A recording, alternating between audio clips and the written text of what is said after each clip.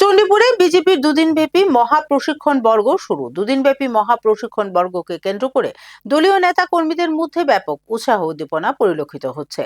চণ্ডীপুর বিধানসভার অন্তর্গত কাউলিকুড়া বৈদ্যনাথ মজুমদার উচ্চ মাধ্যমিক বিদ্যালয়ে বৃহস্পতিবার থেকে শুরু হয়েছে বিজেপির পণ্ডিত দীনদয়াল উপাধ্যায় মহা প্রশিক্ষণ বর্গ।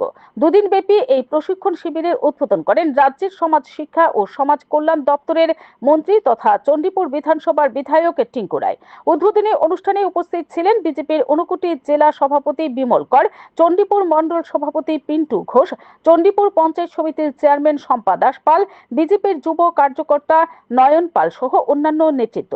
প্রদীপ প্রজ্বলনের মাধ্যমে অনুষ্ঠানের সূচনা করা হয়। পরে সংস্কার ভারতীর সদস্যরা দেশাত্মবোধক বন্দে মাতরম সঙ্গীত পরিবেশন করেন। বক্তব্য রাখতে গিয়ে মন্ত্রী টিঙ্কু রায় বলেন, এই ধরনের কর্মসূচির মধ্য দিয়ে দলীয় নেতা কর্মীদের দলীয় ভাবাদর্শ সম্পর্কে অবগত করা হয়ে থাকে।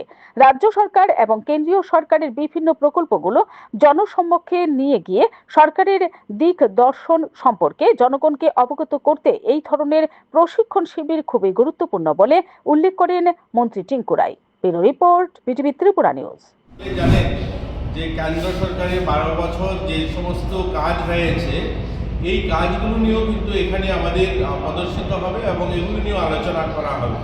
এবং আমাদের রাজ্য সরকারের যে প্রায় 7.5 বছর এই যে কাজ, সেগুলো নিয়েও এখানে আলোচনা হবে। এটাও একটা বিষয় রয়েছে, সাবজেক্ট রয়েছে, এবং বিজেপির নীতিগত বিষয়গুলো এগুলোও রয়েছে।